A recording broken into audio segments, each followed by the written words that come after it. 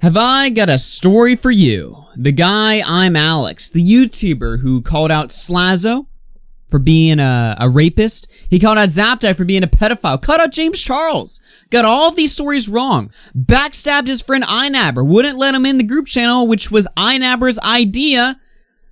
And got away with all of it because, well, iNabber's, he's not trying to start up drama. And the other guys, well, none of them were really fighters. None of them really wanted to just bury ImAllexx. So the YouTube commentary community just took up the helm and went after him instead. Unfortunately, Alex still has a very prominent career, very good reputation on YouTube, and I have to scratch my head and ask why. I guess if you have a certain amount of clout attached to your name, a big number next to your name, you can get away with anything. And people will just be like, oh, it's human error. Oh, it's just a mistake. We all have slip-ups like this. No, we don't. I've never accidentally called my friend a rapist or a pedophile. If that were to happen, I'm pretty sure I'd be pretty clear if somebody that I was friends with were a pedophile or a rapist. I mean, come on, guys. Jesus. But look, he's back in the news again, and it relates to this company called Fame MMA. Now, what Fame MMA does is they get a bunch of influencers to, fight each other, do MMA. And they had a bit of a hiccup last December when some people ended up getting scammed. Now, one of the people that they hired was a guy by the name of Christian Sturt, whose job was to book people for fights. So Christian decided he would try and book ImAllexx and Kavos for a fight, and of course that never ended up happening. Now, Alex claims that he was totally interested in getting to a fight with Kavos. He had no issue getting to a fight with Kavos, which I doubt, but whatever, we'll take his word for it. He totally wanted to fight Kavos. But the problem is that Christian was a piece of shit. That's right, listen to this podcast back in December, and you can hear ImAllexx in his own words. I was asked to fight Kavos on the MMA. So was I. So was I. Yeah. We should have all done it. I was so close. Was you a no from the start? Because I was very close. I faint up blood, so I've been right. My issue wasn't actually fighting Kavos. That wasn't the problem. It was the fact that it was arranged by the bloke who arranged it. Christian Sturt. Because Christian Sturt is full of shit. So I knew. Oh, that's why I didn't do it. He is. How many times do you think ImAllexx has done this, where he says something and somebody around him is like, whoa, dude, chill, you're gonna get us all in trouble over here. I feel like that happens often. Just a little bit of speculation of mine. I don't know. But the point is that Christian Sturt, his job was to book people. He was not in charge of getting people paid or not. The organization was a scam, and later, actually recently, he came out and talked about the whole thing in a very detailed video that I'd recommend you should watch if you're more interested in the situation.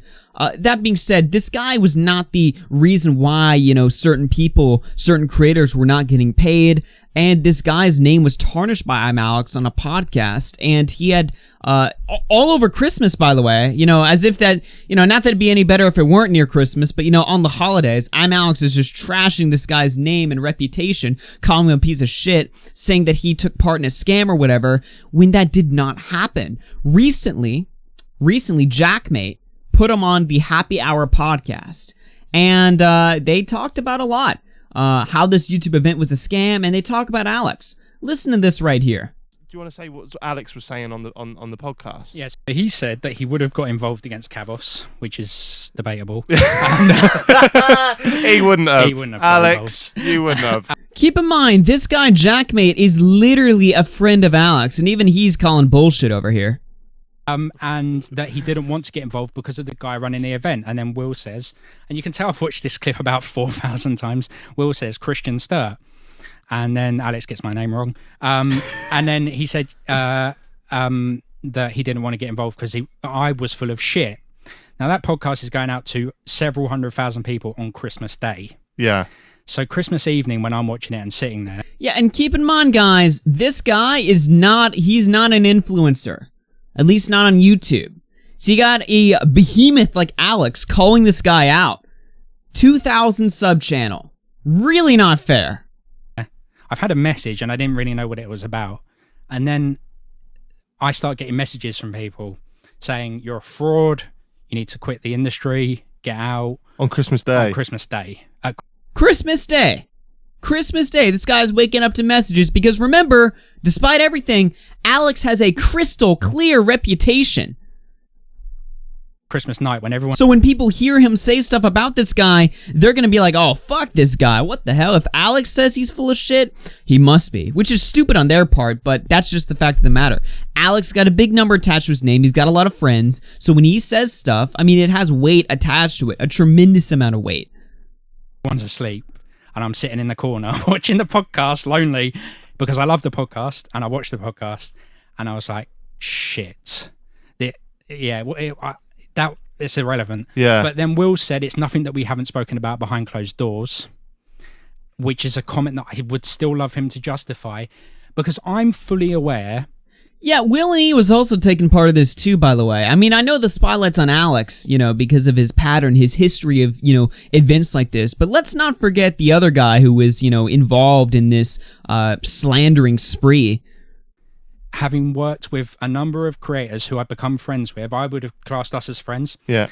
People have told me what has been said about me behind my back. Yeah.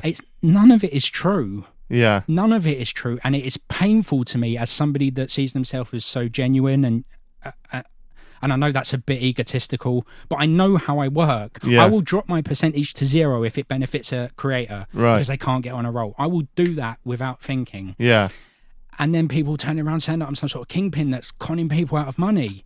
And then just general Joe Blogs was messaging me saying, all right, I'm going to play the beginning of the podcast too, because it also says some stuff here. Turn around saying that I'm some sort of kingpin that's conning people out of money. And then just general Joe Blogs was messaging me saying I got a death threat. I got told to kill myself several times.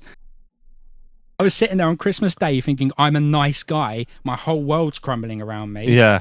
Because of an event that I had no control over. Yeah. That's what happened. And here's what happens when Alex is confronted about this. Alex kind of apologized. So I messaged him. Yeah. And I said, you're wrong. And I was pretty stern in what I said. I said to him, you need to address this now.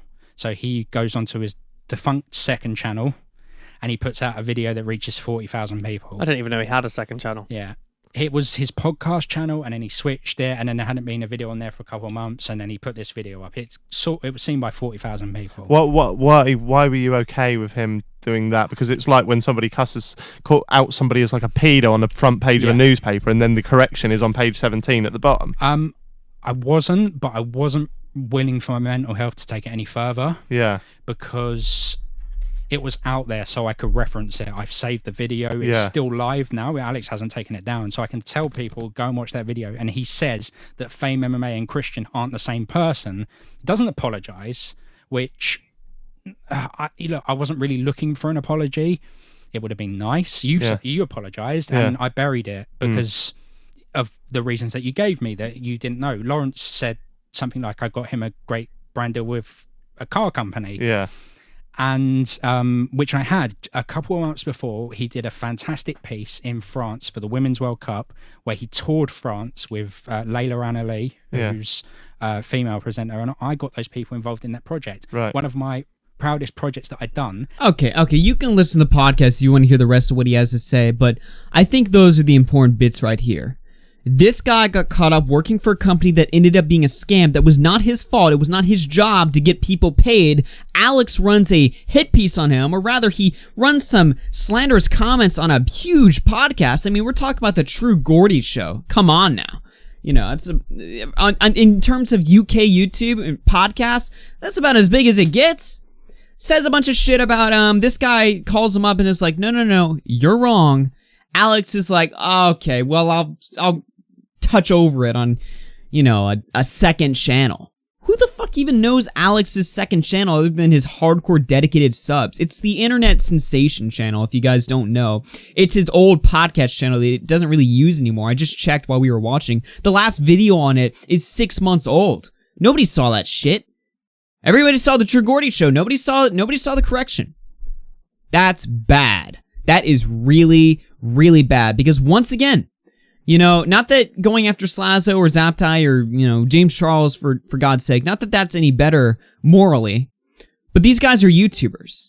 At some sense, it's more of an equal level than when Alex is just going after a guy whose job is just booking people and stuff like that. He's not a social media star himself.